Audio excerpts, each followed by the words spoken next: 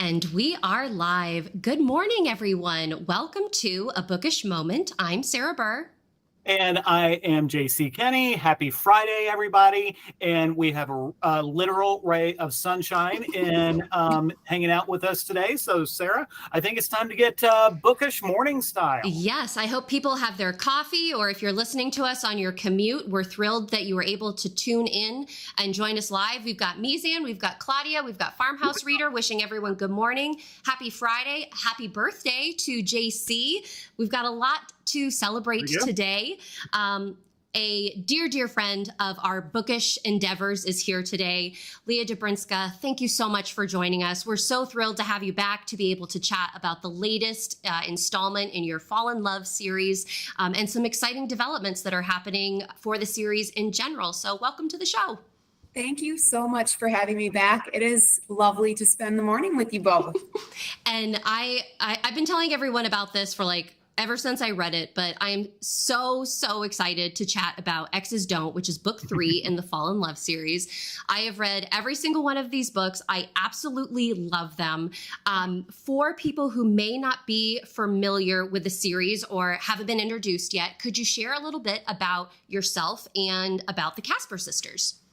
Absolutely. So again, I am Leah Dobrinska. Thanks for having me. I write contemporary romances, rom-coms, and cozy mysteries. And the Fall in Love series is my first foray into romantic comedy. So like Sarah, like you said, it's a 3-book series now, and it follows the Casper sisters, a trio of 3 sisters who kind of uproot their lives, move across the country, and fall in love in a small town in Wisconsin.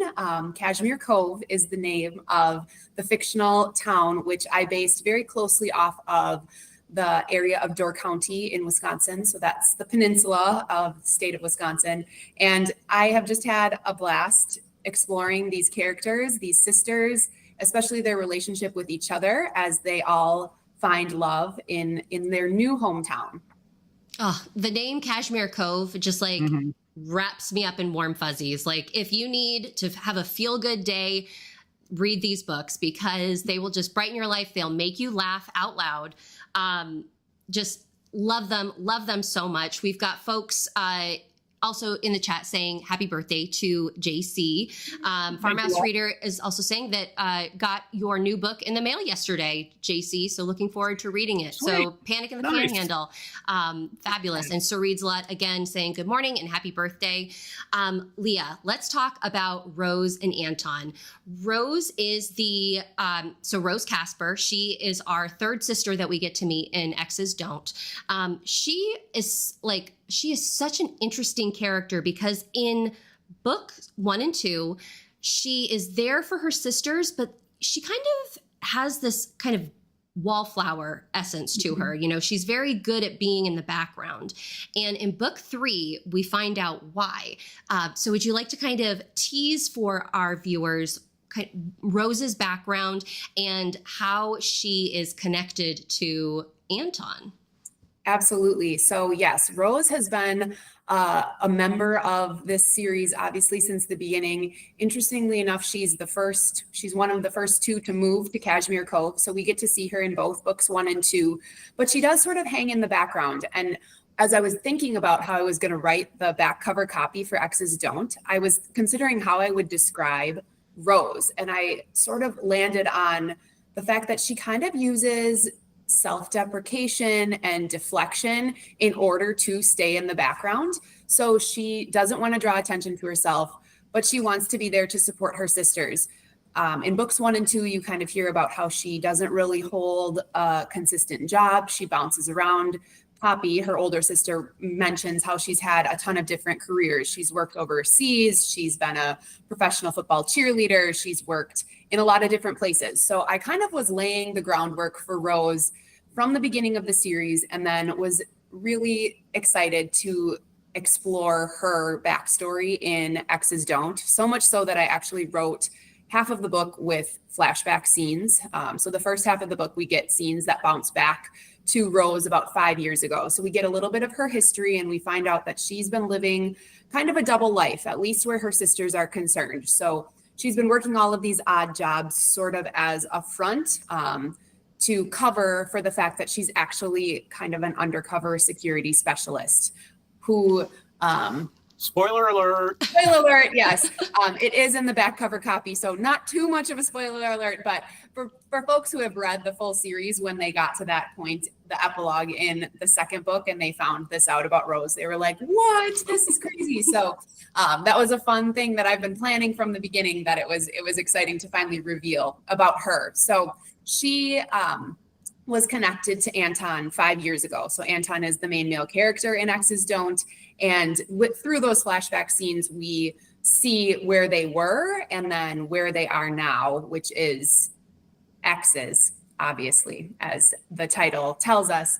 And then the story kind of unfolds to reveal what's to come and what brings them back together. Anton's life is in a little bit of danger, so Rose has to step back in as sort of his security specialist, but he doesn't really know that.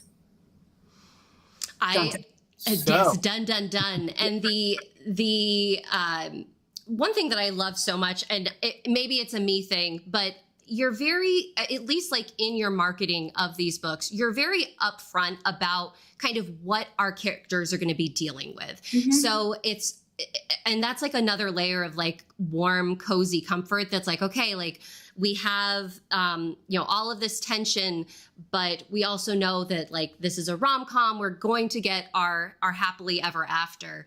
And the tropes that you bring into this particular novel, are just like some of my absolute favorites. And, folks who've been watching the show know that I love royalty. Yes. They know that I love celebrities. And you have woven both of those into this. Can you talk a little bit more about Anton and his background and kind of, how he came to you as a character? Yeah. So I think when people saw my initial trope list for X's Don't, they gave me a little bit of side eye, and they were like, wait a minute. How are you going to do this? To pull this off? Like, it looked like I was biting off a little bit more than I could chew, and readers can be the judge about whether or not I did pull it off. But Anton as a character to me came to me because I have wanted to write a football romance for my entire writing career. I am a huge football fan. I grew up watching football with my family. My brothers are big fans. I love the game. I love the rules of the game. And so I always knew I wanted to write a sports romance. And I was like, football is that's my sport. I know it inside and out. So Anton to me was always going to be a quarterback. Like, he was going to be a professional football quarterback. But when the idea came to have Rose kind of be this security specialist, I market her a little, she's a spy, but not really a spy. She's kind of undercover in a way. But I needed an extra element because I was like, okay, a pro football quarterback maybe would need some extra security. He's a celebrity, like you said, Sarah. But to kind of level it up, I was like, what if he's also a prince? Why not, right? Can we mash up a sports romance and a romance? I think we can. So Anton is actually the prince of a small island nation off the coast of Norway that I made up called Penwick. And he is in the United States for college, and then he stays in the United States to pursue a professional football career before he has to take over his royal duties in Penwick. And that kind of storyline really contributed to his character arc because he is grappling with whether or not he wants to take on that role as future king of Penwick and where his responsibilities lie. He's a people pleaser. He has always done what he's told, but he feels a little bit like a puppet in his own life. So I felt like including the sports aspect, which Anton loves, he loves playing football, and then he feels a duty to his country, and how do those things go together, and where does he end up? Can they both work? What does he have to give up? Where does Rose fit in? So it all kind of coalesced, and most people who have read it so far are saying that it works. And while they were a little leery initially, I got them. They were sold after a little while.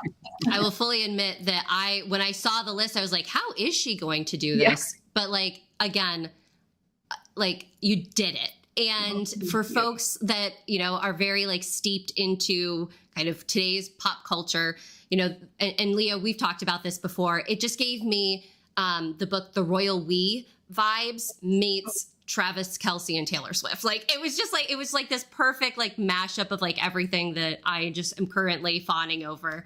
And it was so delightful. I loved it.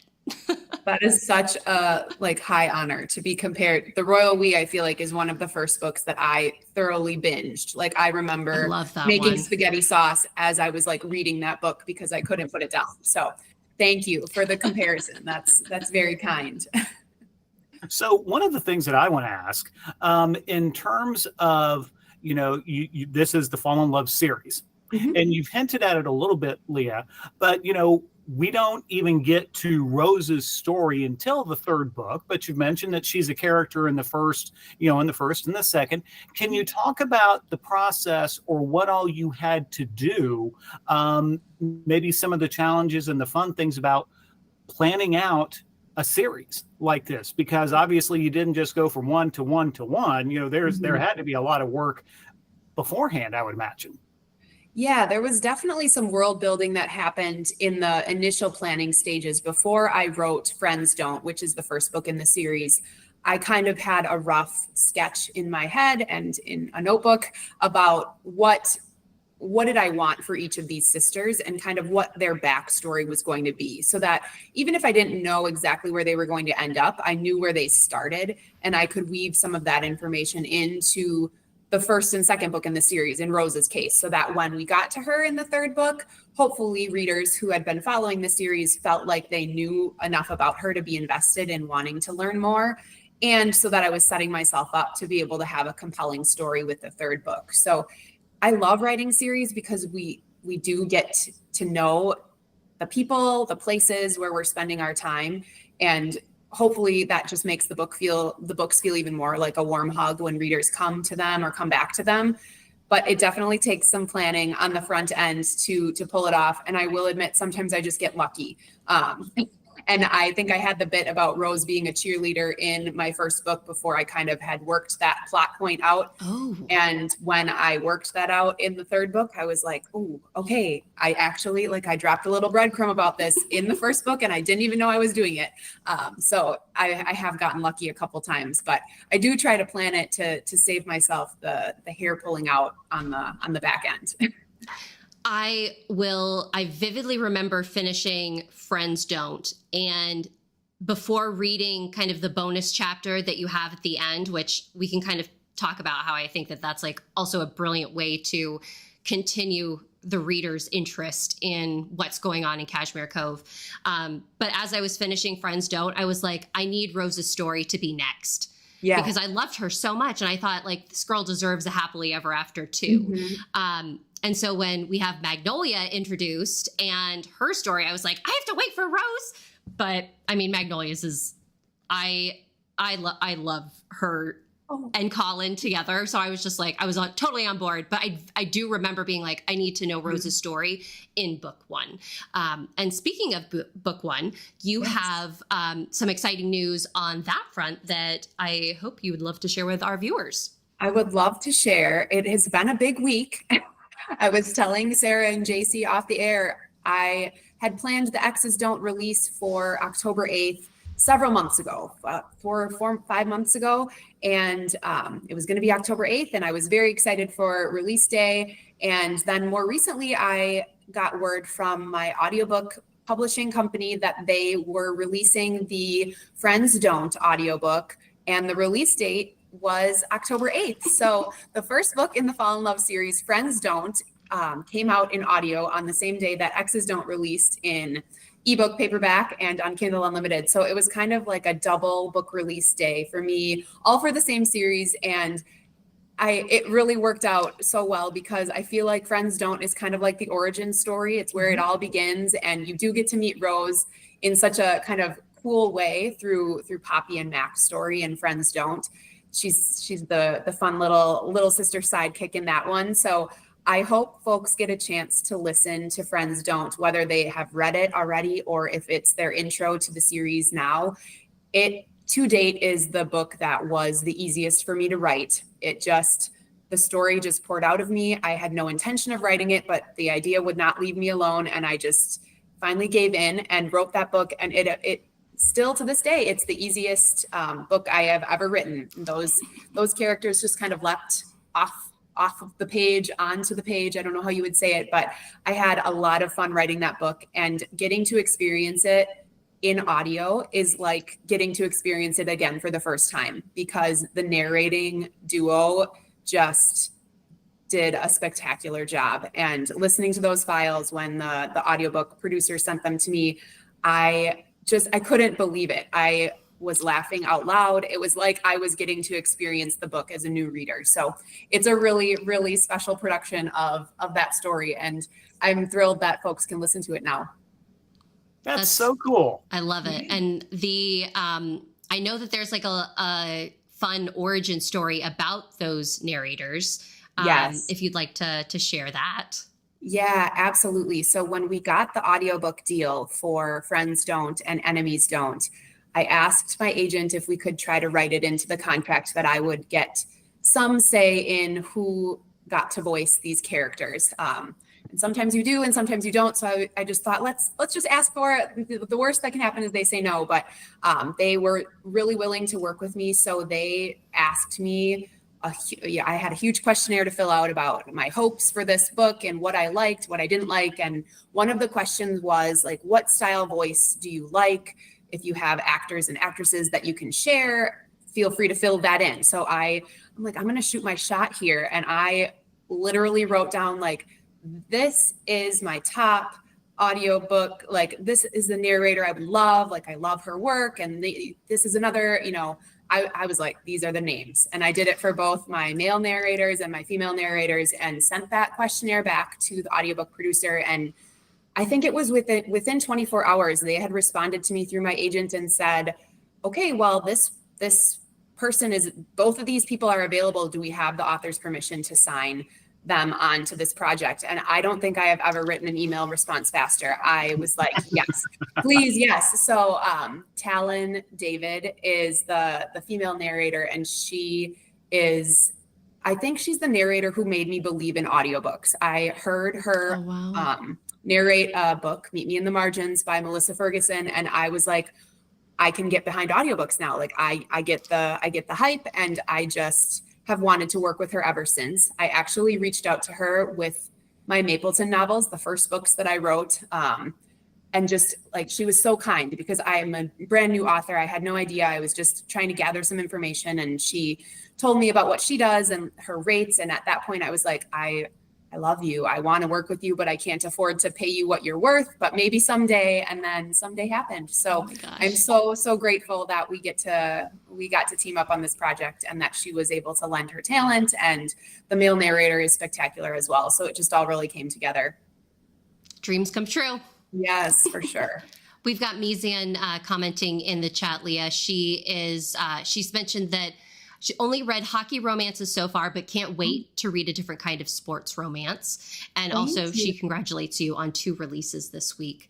Thank you, and Farmhouse Reader chiming in that is so cool about the audio narrators. Yes. Yeah. So amazing. And what's even more amazing is one of our viewers today will be lucky enough to win a signed copy of X's Don't. And I totally blanked on asking you, Leah, what you'd like your magic word to be, but what would you like the magic word to be for today's giveaway winner? I think we should use Penwick, which is Anton's home country. So it's Penwick, Penwick. Perfect. Penwick. So folks, go ahead and type Penwick into the chat. Make sure that you are logged into your Google account so that you can enter in for our giveaway today. Leah, let's talk about another aspect of world building that you did in this series, and that's the River Foxes, the Green Bay River Foxes. I will freely admit football is not my sport. I'm not really a sports person, but I was like, it had like the Ted Lasso, like Friday Night Lights effect, where I was like, oh my gosh, I'm such a sports fan after reading this. So tell us about coming up with your own football team. Yeah, so I said before, I love football. I grew up in the shadow of Lambeau Field here in Wisconsin. So that's the iconic Green Bay Packers Stadium. It's about 30 miles down the road from where I grew up. So I figured, why not make my fictional football team set in Green Bay, kind of my home spot. And I actually put a text out to my family, my brothers and cousins, and I said, I need help coming up with a fictional football team name set in Wisconsin. Like, what do you got for me? And my brother actually came up with the River Foxes, and I felt like that was it. And I commissioned a team logo and everything to like really get me in the mindset of having this team. I think a micro trope in the romance genre is kind of that teammate, the teammate shenanigans, or the teammate camaraderie, getting to see into the locker room, or those teammates' relationships and how they interact with each other, is something I really love to read as a romance reader. I think it humanizes the sport a little bit, or it really makes you buy in to the team that the author is writing about. So I knew I wanted to include that. And I picked 3 other teammates in particular in X's Don't, who were kind of Anton's ride or dies. So we have Dell, TJ, and Poe.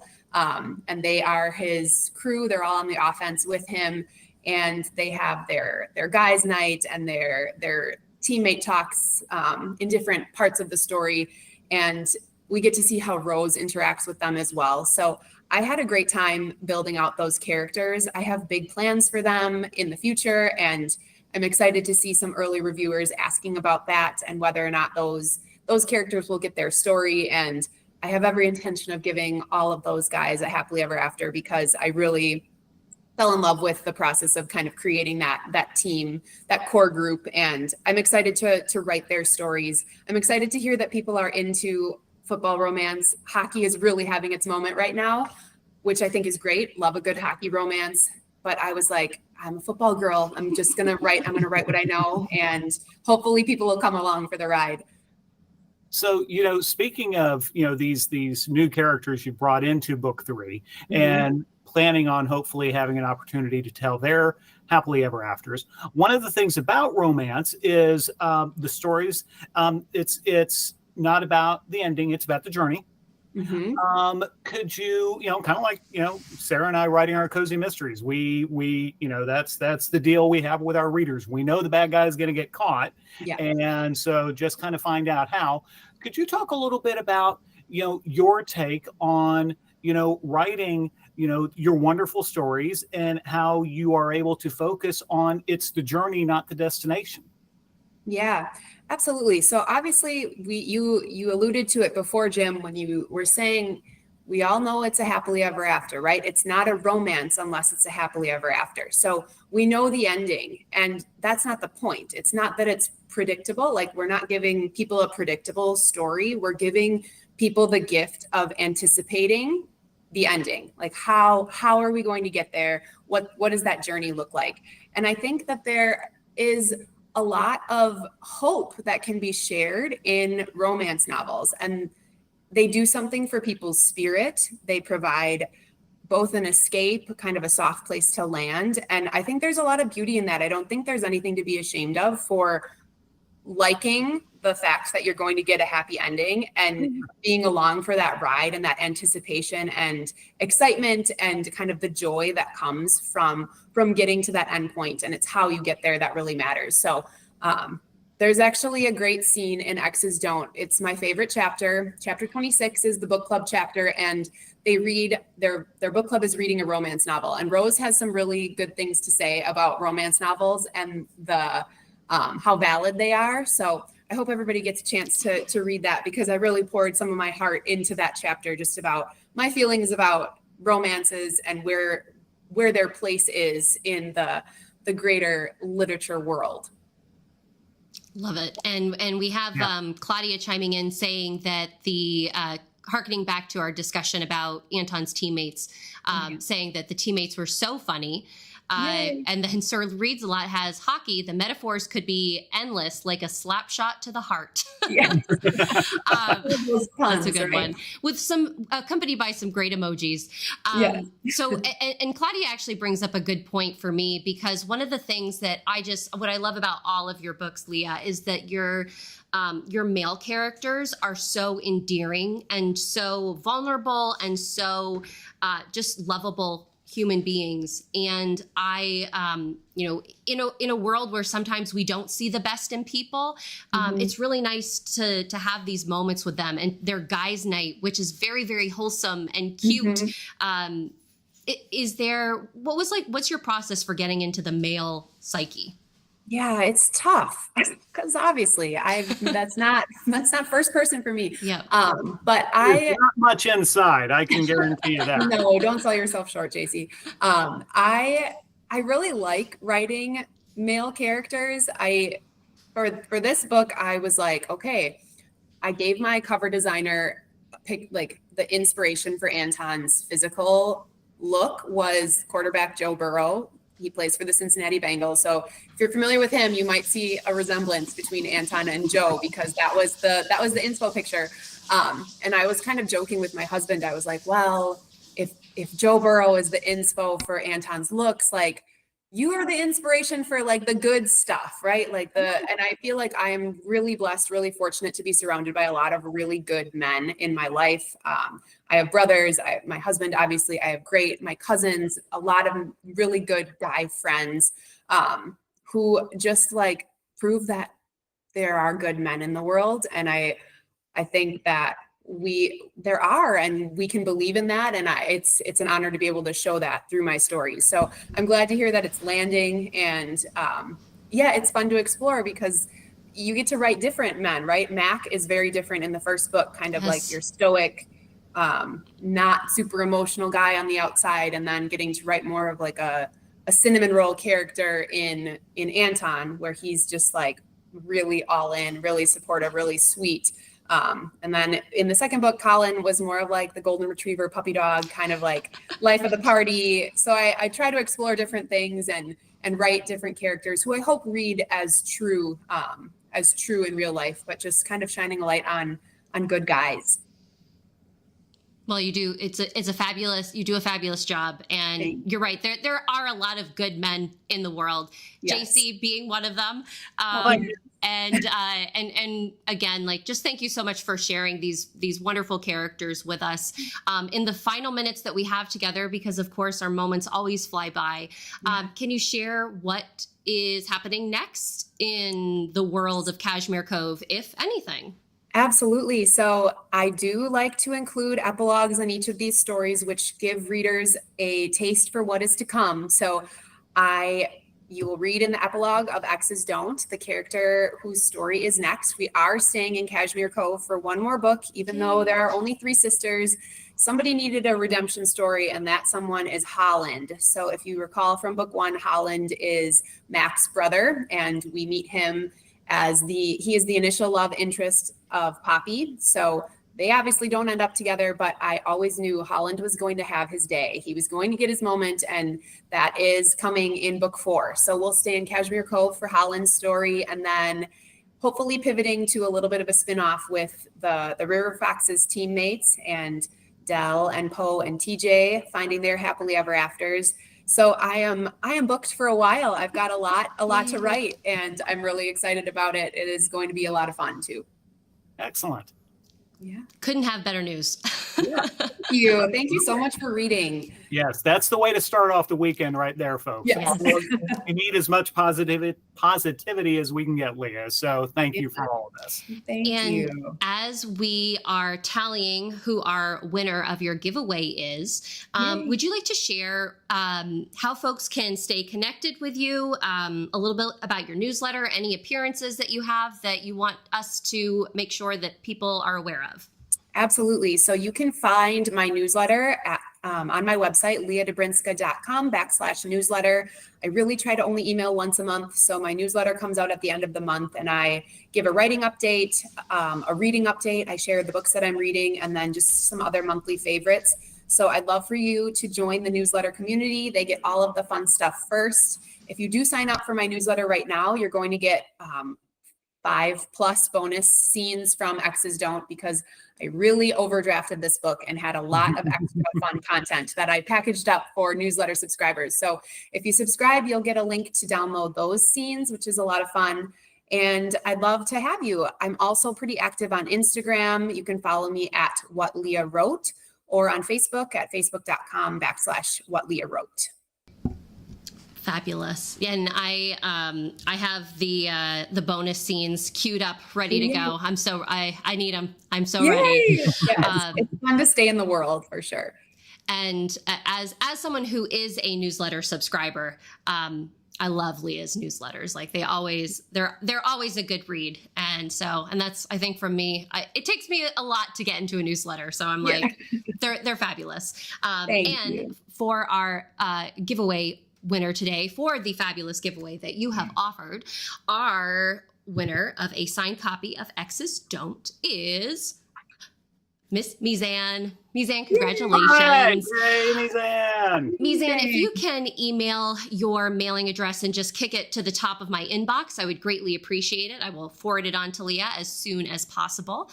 Congratulations. And thank you to everybody who joined us here live for a morning moment. I know it's at a different time than usual, but this was fabulous. And it's really like lifted my spirits for the rest of the day. And so Leah, thank you for being here with us and celebrating. Yes, thank you so much for having me. It's always the best time. Jim, I hope you have a fantastic birthday. Yes. Well, thank you very much. And wishing everybody a wonderful weekend. We have 3 moments next week, if I'm recalling correctly. Our first is Tuesday afternoon, 4:30 p.m. Eastern Standard Time. Our guest is Maureen Wise, who also writes as Irish Marsh. We're going to be chatting with her about her work. We have Catherine Brown joining us on Wednesday at 4:30 p.m. And then on Thursday, 4:30 p.m., we have Trixie Silvertail. So we've got a fabulous lineup next week. So more bookish fun on the way. But again, Leah, thank you for being here. Thank you to our wonderful viewers. Have a wonderful weekend, everybody. Happy birthday, JC. And to everybody else, stay bookish. Bye, everybody.